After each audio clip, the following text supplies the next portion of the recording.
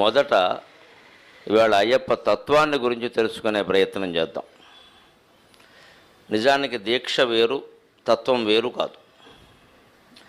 దీక్ష అంతా ఎందుకంటే తత్వం అర్థం కావడానికి, సత్యనారాయణ వ్రతం ఎందుకు అంటే సత్యనారాయణ తత్వం అర్థం కావడానికి, వెంకటేశ్వర దీపారాధన ఎందుకంటే వెంకటేశ్వర తత్వం అర్థం కావడానికి. ఇది మనం గ్రహించకపోతే ఒట్టి వ్రతం ప్రసాదం కోసం దీపారాధన ఒత్తుల కోసం మిగిలిపోతుంది. ఇక దాని వెనకాల మహిమలు మాయలు రకరకాలు కల్పిస్తూ ఉంటాం. మనం ఇది చేస్తే చాలు, అది చేస్తే చాలు అంటాం. ఇక అవంతా మన భ్రమ తప్పితే వాస్తవం కాదు. నాకు వాస్తవాలు మాట్లాడడమే అలవాటు. ఏ వ్రతం చేసినా, ఏ దీక్ష చేపట్టినా, ఏ నియమాలు మన జీవితానికి పెట్టుకున్నా, దేవుడు పూజ బోరి మీద పెట్టుకున్నా, అది మళ్ళీ తిరిగి మనకు అన్వయించుకుంటున్నామా లేదా, తద్వారా ఆ దైవ తత్వాన్ని గ్రహిస్తున్నామా లేదా అనేది ముఖ్యం. దైవతత్వం వేరు, జీవతత్వం వేరు కాదు. దేవుడు జీవుడు వేరు అంటే అంతకంటే అజ్ఞానం ఇంకోటి లేదు. దేవుడి కంటే జీవుడు వేరైతే సృష్టి ఉండే అవకాశమే, దేవుని యొక్క ఉనికికి అస్తిత్వానికి అవసరమే లేదు అసలు. ఈ జీవులందరినీ దేవుడు కూర్చోబెట్టి సృష్టించాడు, ఆయనే మొత్తం నడిపిస్తాడు, ఆడిస్తాడు. ఆయన చేతిలో మనం ఆటబొమ్మలు అంటూ ఉంటామే, చాలా పొరపాటు మాట అది. ఆటబొమ్మలు మనం కాదు, ఆడించేవాడు ఆయనే, ఆడుకునేవాడు కూడా ఆయనే. అది గ్రహిస్తే దైవం అర్థం అవుతుంది. ఆడించేవాడు వేరై ఉండి ఆడేవాడు వేరై ఉంటే ఖచ్చితంగా దేవుడు కిరాతుడు అవుతాడు, మనిషి కూడా కాడు. మన జీవితాలతో ఆడుకోవడానికి ఆయన ఎవడండి? ఎవరిని సృష్టి చేయమని ఎవరు చెప్పారు? ఆయనకి అసలు ఎందుకు చేశాడు? నా లీల కోసం చేశానంటే కుదరదండి. నీ లీల కోసం మమ్మల్ని ఏడిపిస్తావా? అనేక ప్రశ్నలు వస్తాయి. అంచేత అద్వైతం ఒకటే సిద్ధాంతం. జీవోదేవ సనాతన చెదేద అజ్ఞాన నిర్మాల్యం సోహం భావేన పూజయేత్. అంతిమంగా మనం తెలుసుకోవలసింది, ఏ రూపంలో దైవారాధన చేసినా సరే జీవుడే దేవుడు, అహం బ్రహ్మాస్మి, తత్వమసి, ఈ వాక్యాల అర్థమే అంతిమార్థం, పరమార్థం. దేవుడు ఎక్కడో ఉంటాడో, కొండ మీదో ఎక్కడో వైకుంఠంలోనో కైలాసంలోనో ఆయన ఈ ప్రపంచం అంతా సృష్టించాడు. పైనుంచి చూస్తూ ఉంటాడు. పైనుంచి చూడడం కాదు, కింద నుంచి చూసేది కూడా ఆయనే. అసలు ఎవడు దేవుడు చూపు కోసం చూస్తున్నాడో వాడు కూడా ఆయనే. మొత్తం పదార్థం అంతా ఒక్కటే. అది అనేక రూపాలు ధరించి తానే ఆడుకుంటోంది తప్ప ఆడించేవాడు వేరే, ఆడేవాడు వేరే లేరు ఇక్కడ. అంచేత మనం ఎవరం కీలుబొమ్మలం కాదు, భయపడాల్సిన పని లేదు, బానిసత్వం అవసరం లేదు. మనం ఎవరమో కీలుబొమ్మలం కాదు, ఎవరి చేతిలోనో కీలుబొమ్మలం కాదు, దేవుడి చేతిలో కూడా. అదేం గొప్ప విషయం కాదు. మనం ఎవరో మనం తెలుసుకోలేకపోతూ ఉండడం వల్లే మనం కీలుబొమ్మలం అని కాసేపు, ఇంకేదో కాసేపు, ఇంకేదో కాసేపు రకరకాలుగా జీవితాన్ని మార్చుకున్నాం మనం. అది తెలియజేయడానికే భగవంతుడు కాలానుకూలంగా అవతరిస్తాడు. ఈ కాలానుకూలంగా వచ్చినటువంటి అవతారమే అయ్యప్ప స్వామి. అందుకే ఆయన ఆశ్చర్యకరంగా మానవ జీవిత చరిత్రలో కాదు, పురాణాల చరిత్రలో కూడా ఆశ్చర్యకరంగా ఇద్దరు పురుష దేవతలకి సంతానంగా జన్మించాడు ఆయన, శివకేశవ తనయుడు. ఇది ఎక్కడ విచిత్రం ఇది? దేవతల్లో కూడా ఎవరైనా పుడితే ఓ దేవుడు దేవత ఎవరైనా పుట్టారంటే తల్లి తండ్రి అంటారు. తల్లి సహజంగా స్త్రీ అయి ఉంటుంది. గణపతి దేవుడు, తల్లి పార్వతీదేవి, తండ్రి పరమేశ్వరుడు. స్త్రీ పురుషులే కదా, ఇద్దరు పురుషులు కాదుగా. కుమారస్వామి తల్లిదండ్రులు ఇద్దరు స్త్రీ పురుషులే కదా, ఇద్దరు పురుషులు ఇద్దరు స్త్రీలు కాదు కదా.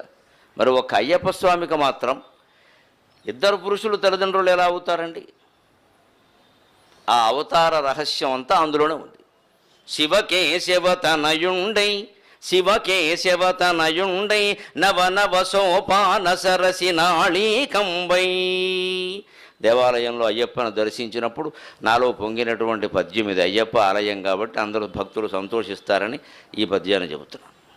శివకేశవతనయుండై, నవనవ సోపాన సరసి నాళీకంబై, భువి వెలిగించడి దివియై, భువి వెలిగించడి దివియై, అవతారమునెత్తు స్వామి అయ్యప్ప శరణం.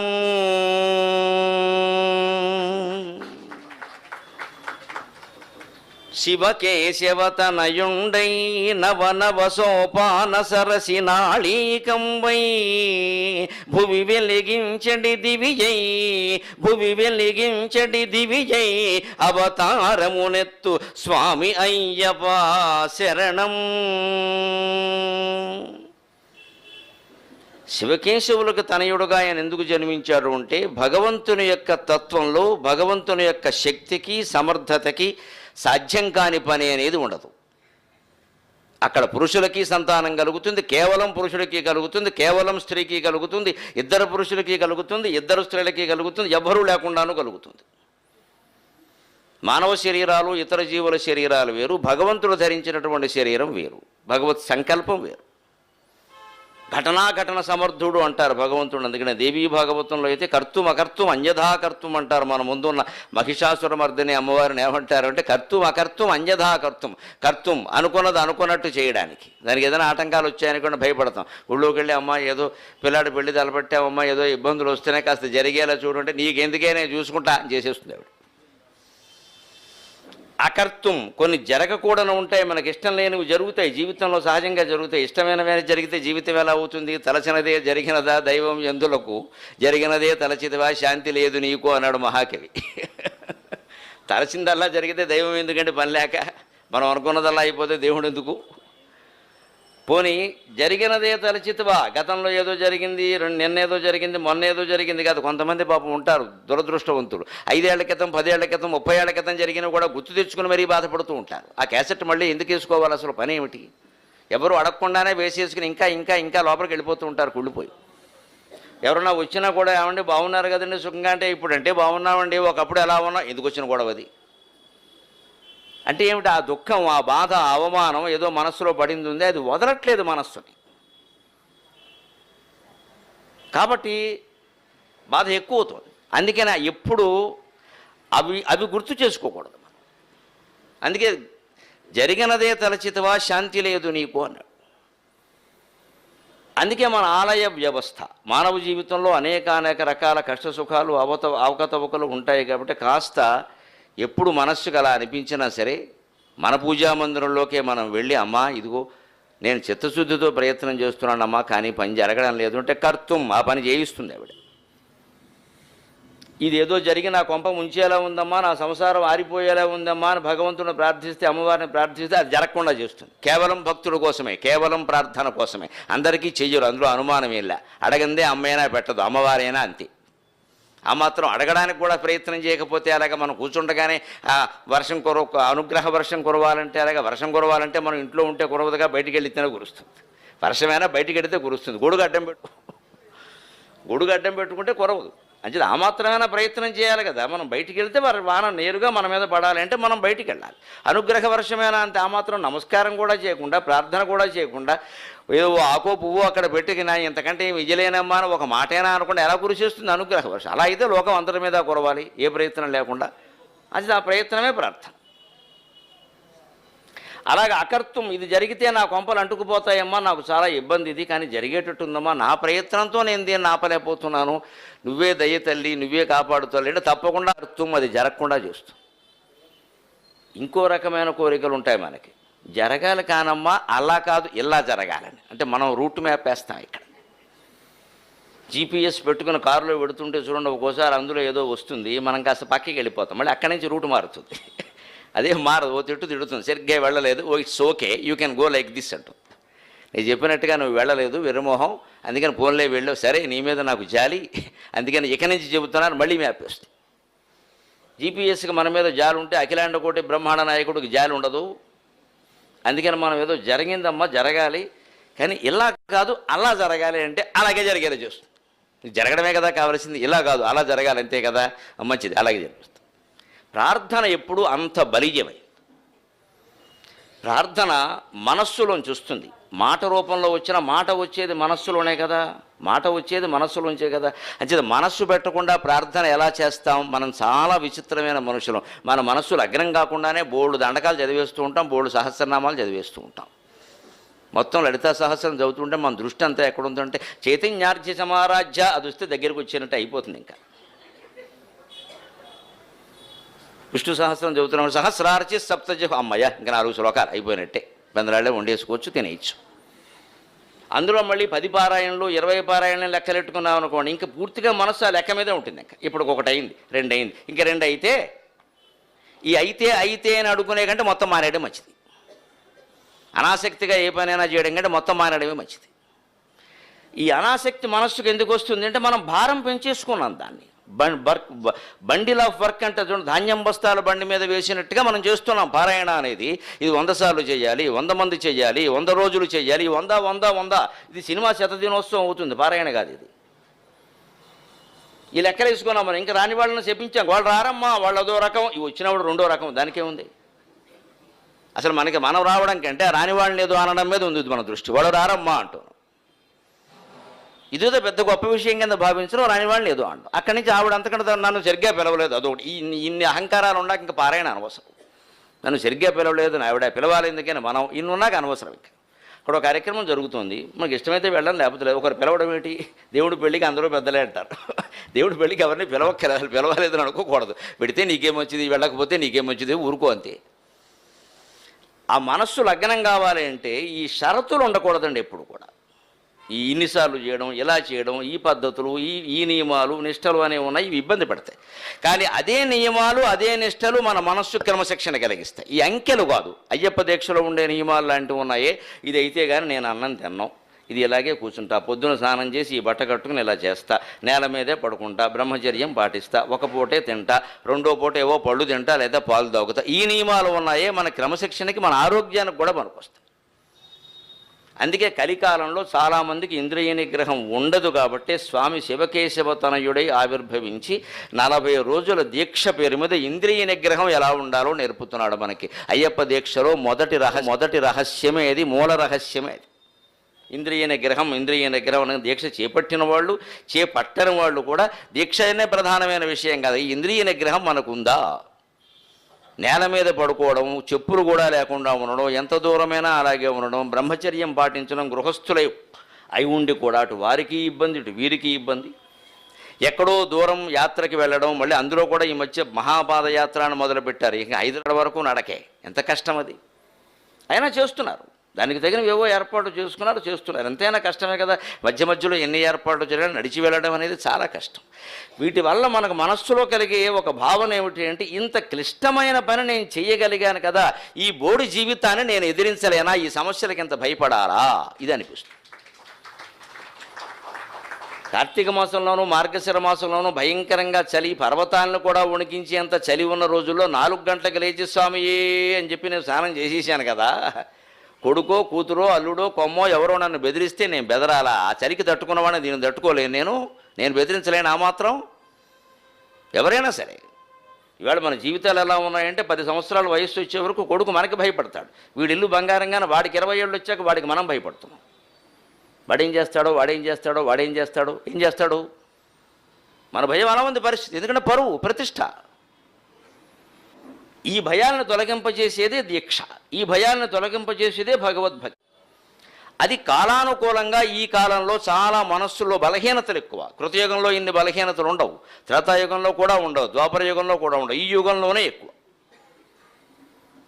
కృతయుగం అంటే రెడీమేడ్.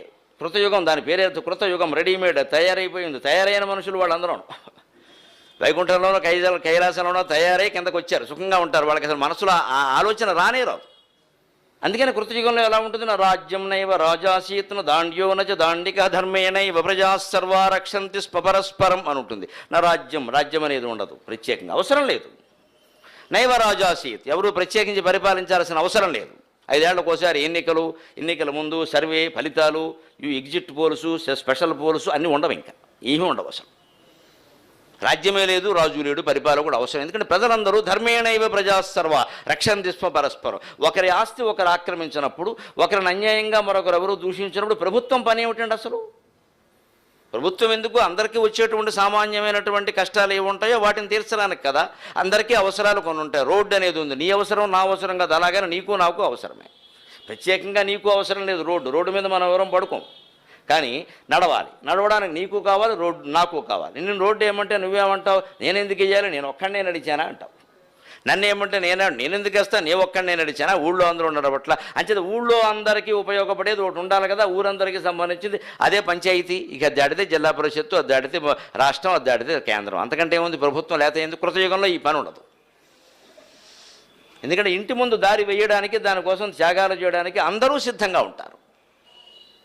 ఆ మనుషుల తత్వం అది. అదే త్రేతాయుగం దగ్గరికి వచ్చేసరికి ఓ పావలా అధర్మం, ముప్పావలా అధర్మం కింద తయారవుతుంది. రామచంద్రమూర్తి కాలం ఇంకా ద్వాపర యుగంలోకి వచ్చేసరికి సగం సగం అయిపోతుంది. ఈ కాలంలోకి వచ్చేసరికి ఏమవుతుందంటే పావలాయే ధర్మం, ముప్పావలా కూడా ఆ మొత్తం అధర్మం. ఈ మధ్య ఆ పావలా కూడా అనుమానంగా ఉంది, 10 పైసలకి తగ్గిందేమో అని వార్తలు వస్తున్నాయి.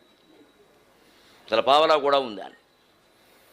అందుకని దానికి చక్కగా ఒక మాటలో చెప్పాలంటే యుగధర్మం ఎలా ఉంటుందో, కృతయుగంలో దేవతలు రాక్షసులు వేరే వేరే లోకాల్లో ఉండేవారు. హిరణ్యకశ్యపుడు ఉండే లోకం వేరు, వైకుంఠం ఉండే లోకం వేరు. దేవతలు ఉండే లోకం వేరు, హిరణ్యకశ్యపుడు రావణాసురుడు హిరణ్యకశ్యపుడు వాళ్ళు ఉండేటువంటి లోకం వేరు. ఆ లోకాలే వేరు. వీళ్ళు అతల వితల సుతల తలాతల రసాతల పాతాళాదుల్లో వీళ్ళు ఉండేవారు. స్వర్లోక, తపోలోక, జనోలోక, సత్యలోకాల్లో వాళ్ళు ఉండేవారు. లోకాలే వేరు. అంటే దూరం ఎక్కువ, పాపం జరిగే అవకాశం కూడా తక్కువ. పాపానికి పుణ్యానికి దూరం ఎప్పుడైతే ఎక్కువ ఉందో పాపం జరిగే అవకాశం తగ్గిపోతుంది సహజం. కృతయుగంలో ఆ దూరం ఎక్కువ. త్రేతాయుగంలోకి వచ్చేసరికి దేవతలు రాక్షసులు ఒకే లోకంలో ఉన్నారు. రాముడు అయోధ్యలో ఉన్నాడు, రావణుడు లంకలో ఉన్నాడు. పెద్ద దూరం లేదు. శ్రీలంక మన రామేశ్వరం పెడితే 30 కిలోమీటర్లు పడవలో వెళ్ళచ్చు. దేవతలు రాక్షసులు దగ్గరయ్యారు, మంచివాళ్ళు చెడ్డవాళ్ళు దగ్గరయ్యారు. దగ్గర అవ్వడం వల్ల ఏమవుతుంది, ఎప్పుడు దగ్గర ఉన్నప్పుడు ఎప్పుడు మంచి ప్రభావం చెడ మీద కంటే చెడు ప్రభావం మంచి మీదే ఎక్కువ ఉంటుంది. మానవ సహజమైన మనస్సు లోపం అది. ఒక మంచివాడిని ఒక చెడ్డవాడిని పక్కన కూర్చోబెడితే మంచివాడి సాంగత్యం వల్ల చెడ్డవాడు అవుతాడు, చెడ్డవాడు బాగుపడతాడు లేదో మనకి తెలియదు, కానీ చెడ్డవాడి సాంగత్యం వల్ల వీడు చెడిపోయే అవకాశాలు బాగా ఉన్నాయి. అది కలియుగ లక్షణం అది. అందుకని త్రేతాయుగంలో, కృతయుగంలో వేరు వేరు లోకాల్లో ఉంటే త్రేతాయుగంలోకి వచ్చేసరికి ఇద్దరు ఒక లోకంలోనే ఉన్నారు, భూలోకంలోనే. ద్వాపరయుగంలో మరీ ఉదాహరణం, ఇద్దరు ఒక లోకంలో కాదు, ఒకే ఇంట్లో ఉన్నారు. కౌరవ పాండవులు, గోడ ఒకటే అడ్డం, అన్నదమ్ముల పిల్లలు. ఇక పంపకాలు కూడా పూర్తిగా, అసలు యుద్ధం అంతా పంపకాల గురించే జరిగింది. ఒక ఇంట్లో ఉన్నారు. కృతయుగంలో వేరే లోకాల్లో ఉన్నారు దేవతలు రాక్షసులు. త్రేతాయుగంలోకి వచ్చేసరికి ఒక లోకంలోనే ఉన్నారు. ద్వాపరయుగంలోకి వచ్చేసరికి ఒకే ఇంట్లో ఉన్నారు. కలియుగంలో మన అందరూ అదృష్టమో దురదృష్టమో కానీ ఒకే ఒంట్లో ఉన్నారు. ఒక ఇంట్లో కాదు, ఒకే ఒంట్లో, ఒకే శరీరంలో దేవత ఉంటాడు, రాక్షసుడు. వీడే పగల దేవత, రాత్రి రాక్షసుడు. కొంతమంది పగల కూడా రాక్షసులే, వారి అదృష్టం వారిది. అందులోనూ తీవ్రవాదాలు ఉంటాయి కదా. అసలు ఎవడు ఒక్కొక్కడు ఉంటాడు, వాడు ఏ క్షణం రాక్షసుడో ఏ క్షణం దేవత వాడికి తెలియదు, మనకి తెలియదు. క్షణే తుష్ట క్షణే రుష్ట వితుష్టాస్తు క్షణే క్షణే అవ్యవస్థిత చిత్తానాం ప్రసాదోపి భయంకర అంటారు సుభాషితాలు. మానసిక క్రమశిక్షణ లేని వాడితో ఎలా ఉంటుందంటే పరిస్థితి, క్షణే తుష్ట క్షణే రుష్ట. ఓ క్షణం సంతోషిస్తాడు, అల్ప సంతోషి, దేనికో ఓ గంతులేస్తాడు.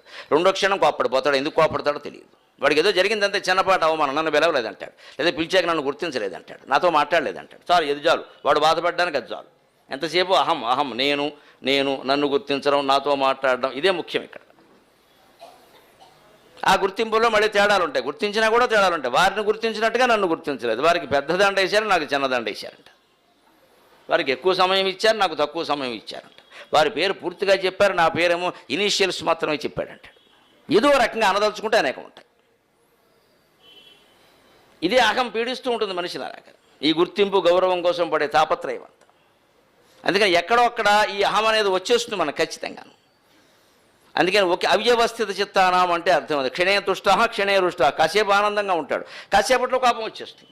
అంతేకాదు వితుష్టాస్తు క్షణే క్షణే, మళ్ళీ ఎప్పుడు సంతుష్టిగా ఉంటాడో ఎప్పుడు ఆనందంగా ఉంటాడో వాడికి తెలియదు, క్షణక్షణం మారిపోతుంది. అటువంటి వాడితో భార్య కాపురం చేయడం కాదు, పక్కింటి వాడు పక్క ఉండడం కూడా కష్టమే. పక్కింటి వాడు పక్కింట్లో ఉండడం కూడా కష్టం. ఇప్పుడు దేనికి కోపడతాడో తెలియదు. ఇక భార్య సంగతి చెప్పగల, ప్రత్యక్ష నరకమే.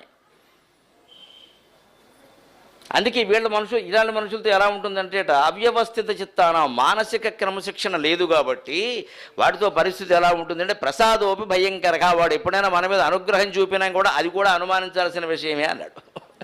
ఆ అనుగ్రహం కూడా భయంకరంగానే ఉంటుంది. ఏదో ఈవేళ బాగానే ఉన్నాడు అనుకోవడం, రేపొద్దున ఏదో తుఫాను ఖాయం. ఇది లేకుండా ఉండడమే దీక్ష అండి. ఆ దీక్ష వల్ల ఏమవుతుంది, ఇన్ని రోజులు ఉండగలిగాం కదా, ఇన్ని రోజులు ఈ వ్యసనాన్ని మనం పక్కకి ఎట్టుకెళ్ళగాం కదా, ఇన్ని రోజులు ఈ బద్ధకాన్ని వదిలించుకోగలిగాం కదా, ఇన్ని రోజులు పవిత్రంగా ఉండగలిగాం కదా. 40 రోజులు ఉండగలిగిన వాళ్ళం కాస్త ప్రయత్నం చేస్తే 80 రోజులు ఉండలేమా? 80 రోజులు ఉండగలిగిన వాళ్ళం ఓ సంవత్సరం ఉండలేమా? ఇన్ని రోజులు ఉండగలిగిన వాళ్ళం ఇంక జీవితం 10 ఏళ్ల మించి లేదు, 10 ఏళ్ళు గడపలేమా అని అనిపిస్తుంది. అది చెప్పడానికి ఆయన ఘటన సమర్థుడు కాబట్టి శివకేశవ తనయుడే ఆవిర్భవించాడు. ఇది ఉంటే సంతానం ఎలాగైనా కలుగుతుంది, అది పెద్ద విషయం కాదు. సృష్టి ప్రారంభంలో బ్రహ్మదేవుడు ఊరికి దేవతలకు సంతానం ఎలా కలిగేదని సంకల్పాత్మకంగా కలిగేది. బ్రహ్మదేవుడు కూర్చుని సంకల్పించాడు. 4 సంతానం కలిగారు, సనకుడు, సనందనుడు, సనత్సుజాతుడు, సనత్కుమారుడు. సనక సనందనాథులు అంటారు వాళ్ళని. ఆయన ఎందుకు అన్నాడు వాళ్ళని అంటే, మీరు ప్రజాపతులుగా ఉండండి, మీరు సంతానం కనండి, ఇదే పని అన్నాడు. సుఖంగా ఒక్కొక్క పని అప్పచెబితే ఎంత బాగుండో, 3 పనులు ఉన్నాయి మనకి.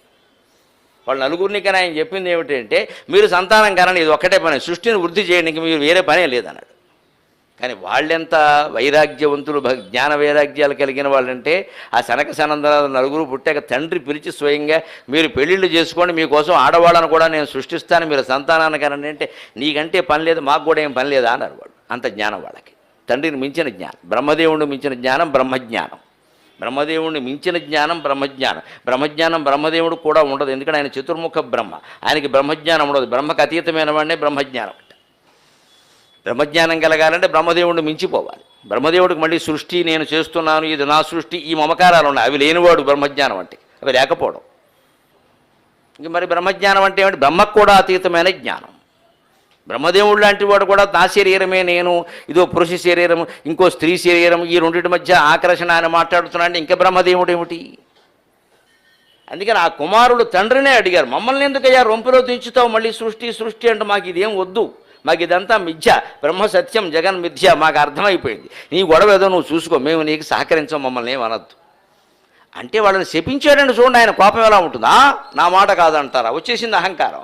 సొంత పిల్లల్ని నా మాట కాదంటారా, మీకు ఎంత జ్ఞానం ఉందని మీరు గర్విస్తున్నారు, మీరు ఎంత జ్ఞానం ఉన్నా సరే మీరు ఎప్పుడు 5 ఏళ్ల పిల్లల్లాగే ఉంటారు అన్నాడు. అలాగే ఉన్నా మంచిదే కానీ మేము పెళ్ళిళ్ళు చేసుకోమని చెప్పారు. 5 ఏళ్ల పిల్లల్లా ఉంటే చాలా మంచిది, ఎవరు పిల్లను కూడా ఇవ్వరు, గొడవలేదు. అందుకని వాళ్ళకి 1000 ఏళ్ళు వయస్సు ఉన్నా సరే 5 ఏళ్ల పిల్లల్లాగే ఉంటారు, చిన్నపిల్లలు. అందుకనే జై విజయులకి దగ్గరికి వైకుంఠానికి వాళ్ళు వచ్చినప్పుడు వాళ్ళని ఏదో పిల్లల కింద భావించి వాళ్ళు ఆపారు. సనక సనందనాథులు అంటే ఎందుకు ఆపుతారండి, వాళ్ళకి ఆ మాత్రం తెలియదు. ఎవరో పిల్లలు ఊరికే టికెట్ లేకుండా వచ్చినట్టు వచ్చేసారు ఇక్కడికి, అలా అంటే ఎలాగా అని ఆపారు. అక్కడికి చెప్పినా కూడా వాళ్ళు ఏమన్నారంటే మాకు అనవసరం అండి అదంతా, ఇది అహంకారం కాబట్టి వాళ్ళు చెప్పించాల్సి వచ్చింది. వాళ్ళు బాలురు నిజం చెబుతున్నారుగా, ఎవరో ఆ చెప్పినప్పుడైనా గ్రహించాలి కదా. విష్ణుమూర్తికి వాళ్ళకి ఉండే అనుబంధం ఏమిటి, అదే యజమానికి కూడా చెడ్డ పేరు వస్తుందిగా.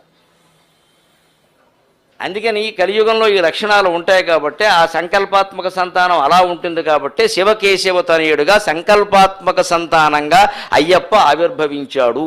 అంచేత ఆయన ఏ స్త్రీ కడుపున పుట్టాడు, ఏ ఆసుపత్రిలో పురుడు పోసుకున్నాడు, ఎలా జరిగిందనే ఆలోచన అజ్ఞానం. సంకల్పాత్మక సంతానం భగవంతుడు స్వయంగా అవతరించినప్పుడు అలాగే ఉంటుంది. శివకేశవ తనయుండై నవనవ సోపాన సరసి నాళీకంబై.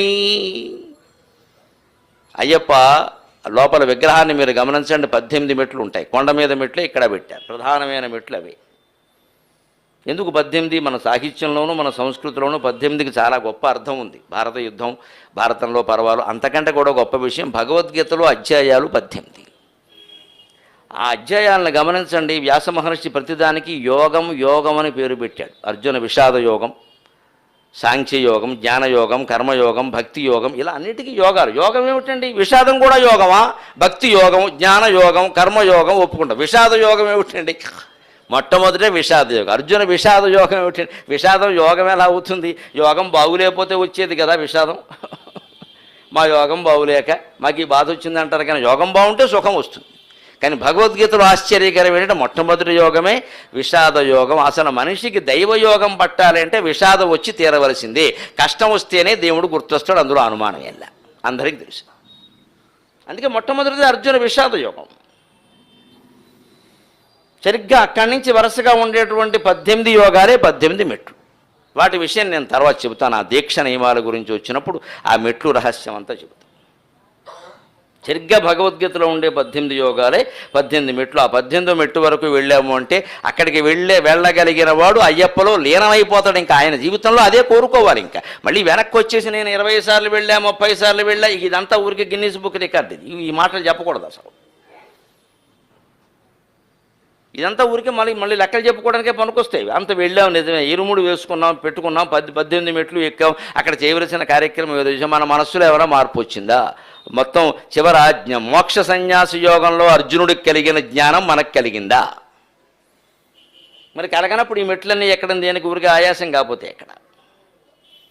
ఇక అక్కడి నుంచి ఆ మెట్లు బంగారపు మెట్ల, వెండి మెట్ల, చెక్క మెట్ల, ఇనప మెట్ల, ఇదంతా మన ఐశ్వర్యానికి ప్రదర్శనకి సంబంధించిన విషయం తప్ప అయ్యప్పకి సంబంధించిన విషయం కాదు. ఆయనకి ఇవన్నీ అవసరమేం లేదు. ఆయన ఎక్కమన్న మెట్లు కానీ, ఆయన ఎక్కిన మెట్లు కానీ, ఆయన కూర్చొని మెట్లు కానీ బంగారపు మెట్లు, వెండి మెట్లు, ఇత్తడి మెట్లు అనే సమస్య కావు. ఆ మెట్లు అర్జున విషాద యోగం నుంచి మోక్ష సన్యాసి యోగం వరకు కలిగిన భగవద్గీతలో ఉండేటువంటి అధ్యాయాలు 18 కూడా. అందుకే నవనవ సోపాన సరసి అన్న. నవనవ అంటే క్రొత్త క్రొత్త అని ఒక అర్థం సాహిత్యం ప్రకారం, ఈ లోకానికి తగినట్టుగాని. రెండోది నవ నవ అంటే 9 + 9 18 అని ఇంకొక అర్థం. అందుకే నేను ఆ పదం వేశాను. నవనవ సోపాన సరసి, 18 మెట్లు ఉన్నటువంటి సరస్సులో పుట్టినటువంటి నాళీకమయి పద్మమయి. ఒక అమృత సరస్సులో దిగడానికి 18 మెట్లుంటే ఆ సరస్సులో పుట్టినటువంటి పద్మంలాగా స్వామి అయ్యప్ప అవతరించాడు. శివకేశవతనయుండై నవనవ సోపాన సరసి నాళీకంబై భువి వెలిగించడి దివియై. ఈ భూమిని వెలిగించడం కోసం ఒక దీపంగా పుట్టాడు. అందుకే ఎప్పుడు స్వామి దీపాల మధ్యలో కూర్చొని ఉంటాడు. కార్తీక మాసంలోనే ఆయన ఉత్సవాలు ఎక్కువగా జరుగుతాయి. కార్తీక మాసంలోనే మనం కూడా ఇంట బయట కూడా దీపాలు పెడతాం. ఆ దివ్యలంటే చాలా ఇష్టం స్వామికి. ఎందుకు అంటే ఆ జీవితం వెలిగించవలసింది ఆ దివ్యతోనే. దీపం అంటే ఒట్టి దీపం కాదు కదా, విజ్ఞాన దీపాన్ని వెలిగించాలి. విజ్ఞాన దీపాన్ని వెలిగించాలి. విజ్ఞాన దీపం అంటే కాశీఖండంలో శ్రీనాథుడు చెబుతాడు విజ్ఞాన దీపం అంటే ఎలా ఉంటుందో. విమల విజ్ఞాన దీపంబు వెలుగజేసి శాంతిధారా జలంబుల జలకమార్చి భవుని పూజించే భావపుష్పముల భక్తి అతి విశుద్ధ మనోవృత్తి యజ్ఞదత్తి. యజ్ఞదత్తుని కుమారుడైనటువంటి గుణనిధి తర్వాత జన్మలో కళింగరాజుగా పుడతాడు. అతను అప్పుడు శివపూజ ఎలా చేశాడు అంటే విజ్ఞాన దీపాన్ని పెట్టాడు అన్నాడు. ఒత్తి దీపాన్ని పెట్టాలి. ఒత్తి దీపం అర్థమైనా విజ్ఞానం అర్థం అవుతుంది. ఎందుకంటే ఒత్తి దీపం పెట్టేటప్పుడు అక్కడ పురోహితులు ఒక శ్లోకం చదువుతారు. అదేదో మొక్కుబడికి చదివేది కాదు అది. సాధ్యం త్రివర్తి సంయుక్తం వన్యనా యోజితం మయా గృహాణ మంగళం దీపం త్రైలోక్య తిమిరాపకం. ఈ దీపం పెడుతున్నాను స్వామి, మయా నేను దీన్ని వెలిగిస్తున్నాను. సాధ్యం నేతితో వెలిగిస్తున్నా, నూనెతో వెలిగిస్తున్నా. ఏదో ఇంధనం ఉండాలిగా, లేకుండా వెలగదుగా. త్రివర్తి సంయుక్తం చాలామంది అడుగుతూ ఉంటారు మమ్మల్ని 2 ఒత్తులు పెట్టాలా 3 ఒత్తులు పెట్టాలా. మళ్ళీ ఇందులో ఈ మధ్య బాగా చేదస్తాలు పెరిగిపోయి సతంతువులకు 2 వితంతువులకు 3 విడాకులు ఇచ్చుకున్న వాళ్ళకి 6 రకరకాలుగా పెట్టారు. ఇంకా ఈ అజ్ఞానం ముందు వదిలిపెట్టాలి. దీన్ని బట్టి ఒత్తులు ఉండవు. ముందు మనం పూజలకి పారాయణలకి వాయనాలకి వితంతువులను దూరం చేయడం అనే మహాపాపం తగ్గించుకుంటే తప్ప మన వ్యవస్థ బాగుపడదమ్మా. దయచేసి అందరూ గుర్తించండి. లలితా పారాయణ వితంతువులు కూడా చేయొచ్చు, వాయనం వితంతువుకు కూడా ఇవ్వచ్చు. ఏమీ అనుమానం లేదు. స్కాంద పురాణం శాసనం చేసింది అలాగా. ఎవరైనా కాదంటే బహిరంగ చర్చకి సిద్ధం. భర్త ఉండడానికి లేకపోవడానికి విడిపోవడానికి లలితా పారాయణకి సంబంధం లేదండి, అందరూ చేయొచ్చు. దయచేసి ఎవరిని దూరం చేయకండి. భర్త ఉండడానికి లేకపోవడానికి విడిపోవడానికి లలితా పారాయణకి సంబంధం లేదండి, అందరూ చేయొచ్చు. దయచేసి ఎవరిని దూరం చేయకండి. ఈ అవమానం ఇప్పటికీ జరుగుతోంది మన సమాజంలో. వెంటనే మొత్తైదువు ఎంతవరకు మొత్తైదువు ఆవిడ మనస్సుకు తెలుసు, మనకు అనవసరం విమర్శ.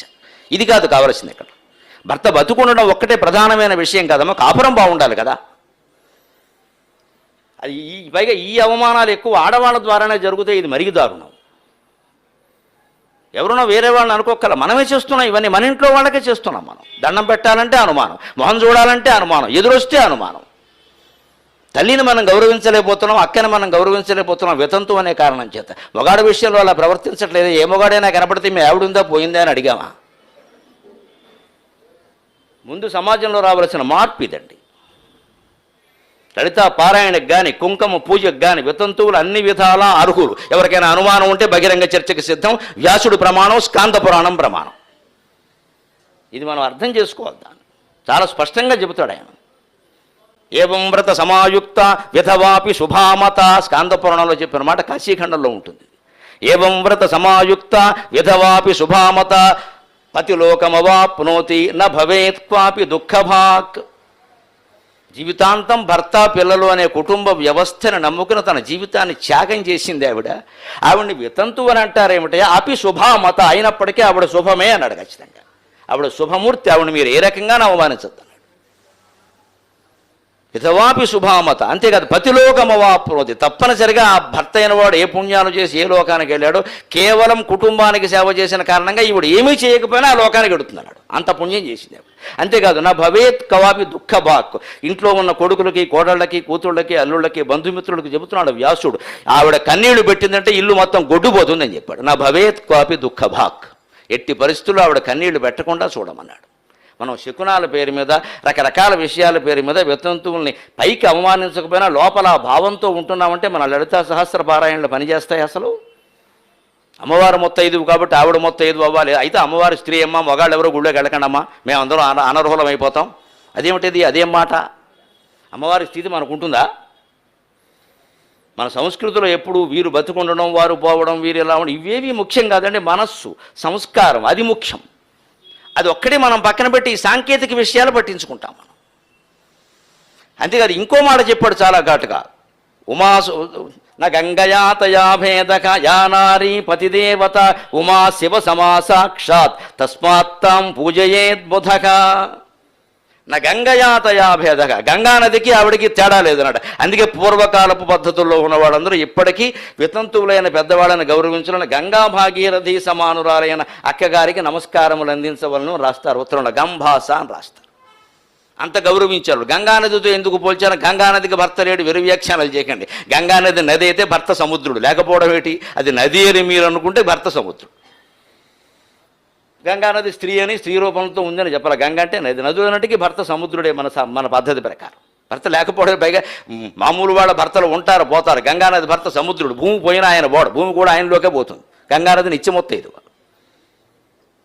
ఆవిడంత సతంతు మొత్తేదో ఎవరు లేనే లేరు అసలు. నా గంగయాతయా భేదక. ఎందుకు గంగతో సమానం అన్నారు అంటే మన మనోభావాల్లో ఒక ఆధ్యాత్మిక చైతన్యం, అభ్యుదయ భావం రావడం కోసం చెబుతున్నానమ్మా ఒక సోదరుడుగా. ఎందుకు గంగతో సమానం అన్నారు? గంగానదిని దేవలోకంలో ఉన్నప్పుడు మందాకిని అంటారు, మందాకిని విజద్గంగా. భూలోకంలోకి వచ్చాక భాగీరథి అంటారు, భగీరథుడు తీసుకొచ్చాడు కాబట్టి. తీసుకొచ్చిన వాడి పేరుతో తన పేరు మార్చుకుందండి ఆ తల్లి. ఆ బిడ్డ మీద ప్రవింత కష్టపడి నన్ను తీసుకొచ్చాడు, ఆయన పేరే నా పేరు ఏంటండి. ఇంత తీసుకొచ్చి వచ్చావు కదమ్మా భూలోకానికి, నీ పేరేం పెట్టమంటావని భగీరథుడు అడిగట. పేరు పెట్టడం ఏమిటయ్యా, నీ పేరే నా పేరు. ఎక్కడైనా తల్లి పేరు, తండ్రి పేరు, తాత పేరు కొడుకు పెడతారు, ఇక్కడ కొడుకు పేరే తల్లికి పెట్టారు. అందుకే వేరే పేరు ఏమిటయ్యా, నాకు నువ్వు తీసుకొచ్చినట్టుగా ఉండాలి కదా, నీ పేరే నా పేరు. నీ పేరు భగీరథుడు కదా, నా పేరు భాగీరథి అంది. ఎంత గొప్పదండి గంగాదేవి. అంచేత స్వర్గంలో ఉన్నప్పుడు ఆవిడ మందాకిని, భూలోకంలోకి వచ్చాక భాగీరథి. ఆవిడే పాతాళంలో ప్రవహించింది కదా, మరి సకల పుత్రులకి స్వర్గాన్ని అందించడం కోసం, ఉత్తమ గతుల కోసం 60,000 మందికి సద్గతులు కలిగే. అప్పుడు ఆవిడ్ని భోగవతి అన్నారు. పాతాళంలో ఆవిడ పేరు భోగవతి. అంటే ఇక్కడ ఎందుకు చెబుతున్నాడు వ్యాసుడు గంగయాతయా భేదకి, గంగకి గంగానదికి వితంతువుకి భేదం లేదయా, మీరు ఆవిడ్ని గౌరవించడం ఎందుకంటున్నారు? గంగానది ఆకాశంలో ఉన్నప్పుడు మందాకిని అయినా, భూలోకంలో ఉన్నప్పుడు భాగీరథి అయినా, పాతాళంలోకి వచ్చాక భోగవతి అయినా ఆవిడ పవిత్రతకి ఏమీ ఆటంకం రాలేదు కదా.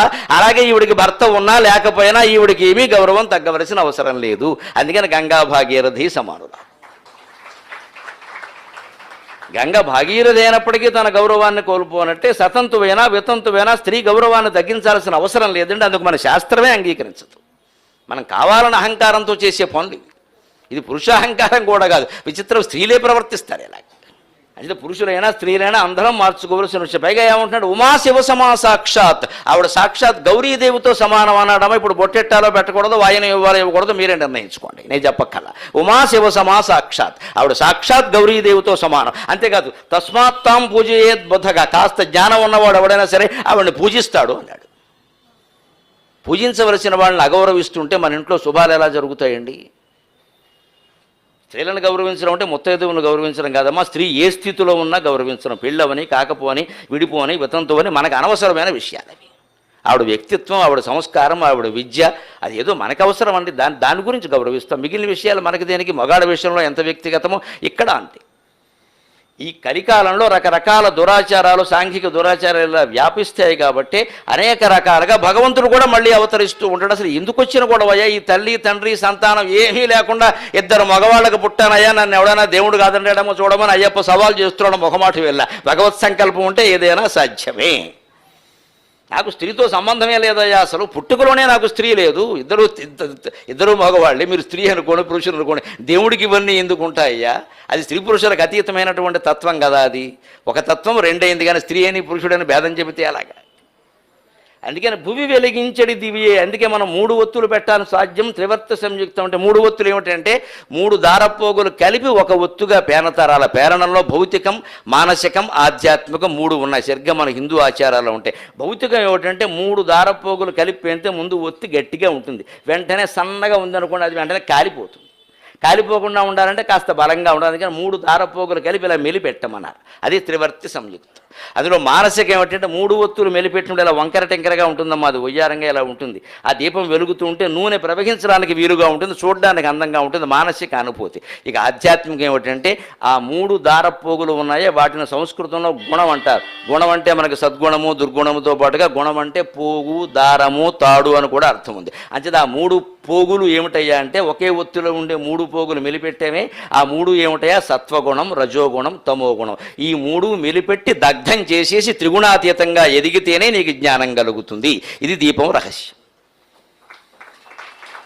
తెలుసుకోవలసింది ఈ ఒత్తులు మెలిపెట్టేసి నేను 100 మెలిపెట్టా, నేను 1000 మెలిపెట్టా, నేను ప్రతి సోమవారం మెలిపెడతా, ఈ మెలిపెట్టం కాదు. ఎంతమంది పీకలు మెలిపెట్టేసావో చెప్పు, అది చెప్పడం. నేను 1000 ఒత్తులు మెలిపెట్టాను, నేను 1,00,000 ఒత్తులు మెలిపెట్టాను, నేను పెద్ద ఉత్సవం చేశా, నేను దాన్ని టీవీలో ప్రసారం చేశా, డబ్బులు ఇస్తే టీవీలో ప్రతిదీ వేస్తాడు. పెద్ద విషయం కాదు అక్కడ. అంటే ఇదే చాలామంది మనుషులను కూడా మెలిపెట్టేశాడు ఈ పెద్ద మనిషి. చాలామంది మనుషులను కూడా ఇవాళ నిన్న ఈనాడు పత్రికలో అద్భుతమైన కార్టూన్ వచ్చింది, శ్రీధర్ వేశాడు. ఆయనకి ప్రపంచంలో ఉండే ఏ బహుమతి ఇచ్చినా సరిపోదు, మేము ఇంటికి రాగానే ముందు చూస్తాం. నిన్న అద్భుతమైనది వేశాడు. ఓటర్ ఉన్నాడండి, ఎన్నికల్లో పాల్గొనే ఓటర్. ఆయన మొత్తం ఏమిటి ఇలా మెలికి తిరిగిపోయినాడు మొత్తం. ఇక్కడ ఇలా ఇటు తిప్పేసి మొత్తం అలా మొత్తం స్నానం చేశాక బ్రాహ్మణులు తువ్వాలి ఇలా పిండేస్తారు, మొత్తం చూడండి రకరకాల మెలిపెట్టి అలా ఉన్నాడు ఓటర్ ఆకారం. ఎలా ఉన్నాడు ఏమిటి అంటే రకరకాల పార్టీలు వాళ్ళందరూ తమ వైపుకి తిప్పుకునే ప్రయత్నం చేశారు. ఆ ప్రయత్నంలో ఇలా అయిపోయాడు అన్నాడు.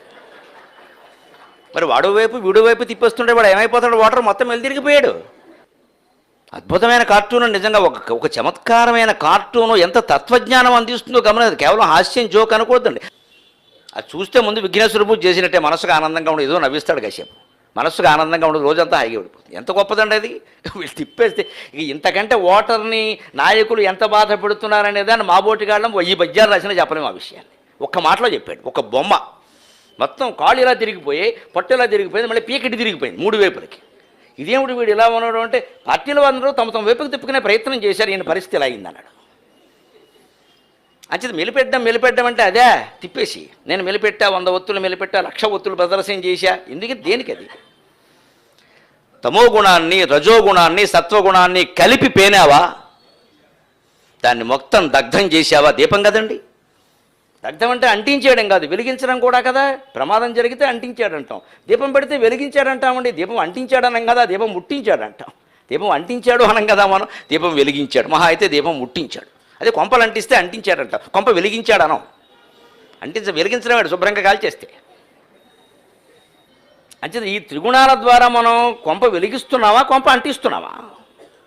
అది దీపం ఒకటి చాలని సాధ్యం త్రివర్త సంయుక్తం వన్యనా యోజితమయ. అది దగ్ధం కావాలంటే వన్య ఉండాలి కదండి. అగ్ని లేకుండా దీపం వెలగదు కదా. ఆ అగ్ని ఏమిటి? భగవద్గీత 5వ అధ్యాయంలో చెబుతాడు. జ్ఞానాగ్నిదగ్ధ కర్మాణం తమాకు పండితం బుధాగ. జ్ఞానం అనే అగ్ని చేత మొత్తం కర్మ సంచయాన్ని దహించే ఇచ్చయ్య. అది దీపం ఉండే అగ్ని ఏమిటంటే జ్ఞానం అనే అగ్ని. అదే విజ్ఞాన దీపంబు వెలుగజేసి అన్నాడు శ్రీనాథుడు గుణరేత కథలు. జ్ఞానం అనే దీపాన్ని కనుక వెలిగిస్తే నువ్వు నేను వేరు, తండ్రి కొడుకు వేరు, గురువు శిష్యుడు వేరు, చరాచర జీవరాశులు వేరనే భేదభావమే పోయిన తర్వాత మనస్సులో ఉండేది జ్ఞానం, సంతోషం. కాకపోతే అజ్ఞానం, దుఃఖం ఎలా ఉంటాయండి? ఆ జ్ఞానం వెలగాలి. అందుకని వన్యనా యోజితం మయా. దీన్ని గృహాణ మంగళం దీపం. స్వామి, ఈ మంగళప్రదమైన ఈ దీపాన్ని గ్రహించు, అనుగ్రహించు. ఇందులో ఏం లోపాలు ఉన్నాయో నాకు తెలియదు, సరిగ్గా వెలుగుతుందో లేదో కూడా తెలియదు. ఏదో నా ప్రయత్నం నేను చేశాను, నా జీవితాన్నే నీ ముందు ఒత్తిగా చేసి వెలిగిస్తున్నా, గ్రహించు. మరి చేయవలసింది ఏమిటా? వెలిగించావు, బాగానే ఉంది, నీకేమి ఇయ్యమంటావని భగవంతుడు అడిగితే త్రైలోక్యతిమిరాపకం, 3 లోకాల్లో ఉండే చీకటిని పోగొట్టవయ్యా అన్నాడు. 3 లోకాలంటే మళ్ళీ ఇవే: సత్వలోకం, సాత్విక లోకం, రాజసలోకం, తామసలోకం. తమోగుణం కారణంగా మనలో ఉండే లక్షణాలు క్రౌర్యం, హింస, ఆలస్యం, బద్ధకం, నిద్ర, ఇవన్నీ. రజోగుణం కారణంగా మనలో ఉండే లక్షణాలు పోటీలు, పంతాలు, పట్టింపులు, గొడవలు, కక్షలు, ఇవి.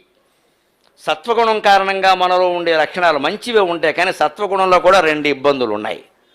అది చేదస్థము ఉంటుంది, అందులో అహంకారము ఉంటుంది. సత్వగుణంలో అహంకారం అంటే ఈ మొత్తం ఆలయాలన్నీ నేనే కట్టించా, ఈ ఊళ్ళో నేను రాకముందు ఇక్కడ ఏం లేదు, ఉత్సవాలన్నీ నేనే చేశా, ఎవ్వడూ సహకరించరండి, మొత్తం నేనే. దీనే సాత్విక అహంకారం అంట. నోరు మూసుకోరాదా ఇందుకీ మాటలన్నీ? దీనికి ఇంత ప్రచారం అవసరమా? అలా జరిగిందండి, ఇలా జరిగిందండి, ఇదంతా సాత్విక అహంకారం. మహిమలు ప్రచారం చేయడం కూడా సాత్విక అహంకారమే. మహిమలు గుండెల్లో పెట్టుకోవాలి తప్ప ప్రచారం చేయకూడదు. మన ఇంట్లో మన ఒంట్లో జరిగినవి అసలే చేయకూడదు. అవి ఎవరింటోనో జరిగే మన ఇంటో జరిగేదని జరగలేదని బాధపడకూడదు. మునిమాణిక్య నరసింహరావు గారిని మంచి హాస్యరచయిత ఉండేవాడు. ఏమిటో నరసింహరావులంతా హాస్యప్రియులే. నాకు కూడా అదే వచ్చింది కొంచెం. స్థానం నరసింహరావు, మునిమాణిక్యం నరసింహరావు, చాలామంది ఉన్నారు. భమిడిపాటి మొక్కపాటి నరసింహశాస్త్రి గారు, వీళ్ళంతా హాస్యం. అందుకని మనకు కూడా ఏదో ఆ పేరు మీద వచ్చింది కొంత. మునిమాణిక్య నరసింహరావు గారు మంచి హాస్యప్రియుడు. వాళ్ళ ఆవిడ సాయిబాబా భక్తురాలు, షిరిడీ సాయి. అదో భజనలు అవి చేస్తూ ఉంటే వెళుతూ ఉండేది. అక్కడేవో చేరిన ఆడవాళ్ళు వాళ్ళును మా ఇంట్లో నిన్న ఆ మహిమ జరిగింది, ఈ మహిమ జరిగింది, మా ఇంట్లో విభూతి పడింది, మా ఇంట్లో ఏదో చీపురు కట్టపడింది, మా ఇంట్లో ఎవరు లేక నేనే కింద పడ్డా అనేదో చెప్పేవాడు. ఈ మహిమలు చెప్పుకోవడం భక్తులకు చాలా ఆనందంగా ఉంటుంది అసలు. దీనికోసమే మనం సమావేశమే. నిన్న ఏం జరిగిందంటే 2 బొగ్గలను నొక్కేసుకుని ఇక్కడ చాలా ఏమీ లేదు. రావు అనుకున్న పాల ప్యాకెట్ వచ్చింది, అంతకంటే ఏం గొప్ప జరగలేదు అక్కడ. రాదు అనుకున్నారు వచ్చి, అదో పెద్ద మహిమ. నిజంగా దేవుడే లేకపోతే పాల ప్యాకెట్ దేవుడి వల్ల ఎందుకు వస్తుందా? పాలబ్బాయి ఒకడు ఉన్నాడు, వాడి వల్ల వచ్చింది. దానికి అంత గొడవ చేయక్కర్లేదు. మనం చిన్నదాన్ని పెద్ద చేసేస్తాం. ఎందుకంటే అక్కడ పనిచేసేది మన అహంకారం, సాత్విక అహంకారం అంటే అదే. ఈ మహిమ ద్వారా నేను గుర్తింపు పొందాలి. అయ్యప్ప స్వామి కాదు, షిరిడీ సాయి కాదు, శివుడు కాదు, విష్ణువు కాదు, మనం గుర్తింపు పొందాలి. వారింటో జరిగింది. వాళ్ళంతా ఏవో చెప్పుకుంటుంటే ఈయన భార్యకి అనిపించి ఏమిటో మంది దిక్కుమాలిన సంసారం మన ఇంట్లో ఏమీ జరగవు అనుకుందాం అని భర్తతో అందరు. ఏమిటోనండి వాళ్ళ ఇంట్లో నిన్న పాయసం పెట్టారట, పాయసం అలా చూస్తుండగానే పాయసం మాయమైపోయిందిట, విగ్రహం ముందు పెట్టింది. నిజంగా కరుణ, దేవుడు కరుణ. మనము ఉన్నాం, ఎందుకు ఇక్కడ ఏమీ జరగవు. ఎందుకంటే ఈయన కొంచెం ఈ సిగరెట్ కాల్చే అలవాటు ఒకటి ఉంది దీనికి, అందువల్ల జరగట్లేదని ఆవిడ ఉద్దేశం. అది ఒక్కటే పాపం, మిగిలినవన్నీ పుణ్యాలే. ఇలాంటివి ఉంటే ఏం జరుగుతుంది అంటే ఆయన పాపం నవ్వుకుని, ఇది ఒక్కటి ఇప్పుడు నా ప్రాణం మీదకి తీసుకొస్తావా, నాకు నువ్వెంతో ఇది అంతే, నన్ను ఏం చేయమంటావు, నేను వదలలేను దీన్ని అని ఆయన మంచి చమత్కారం మూలాన్ని ఓ పథకం వేశానండి. ఓ 2 రోజులు పోయాక ఏదో ఎప్పటికో స్వామి దయ ఉంటే మన ఇంట్లోనో జరుగుతుందిలే అన్నాడు ఆయన. ఈవిడ రోజున వెండి కప్పుతో పరవాన్నం అక్కడ పెట్టింది. సాయంత్రానికి ఆ కప్పు లేదు, పరవాన్నం లేదు. ఏం జరిగి ఉంటుందో మీరు ఊహించగలరు. అనుమానం వచ్చి ఆవిడ అడిగింది, అయ్యో అదే మరి నువ్వు అనవసరంగా ఇబ్బంది పడుతున్నావు, అందరిళ్లలోనూ బాబాగారు పాయసమే తినడం, మన ఇంట్లో కప్పు కూడా పట్టుకెళ్ళాడు. ఎంత దయ మన మీద, ఎంత దయ. కప్పు కూడా పట్టుకెళ్ళాడు. వీరిదేనా కప్పు కోసం బాధపడతాయండి, భగవంతుడు పట్టుకెళ్ళాడు. ఇలాగే ఉంటాయండి మహిమలు ప్రచారం చేస్తే. అందుకని నేను అయ్యప్ప భక్తులతో సహా, సాయి భక్తులతో సహా అందరం మొత్తం సమస్త భక్తులమైన వాళ్ళని గ్రహించాలి. మహిమలు ప్రచారం చేయకూడదు.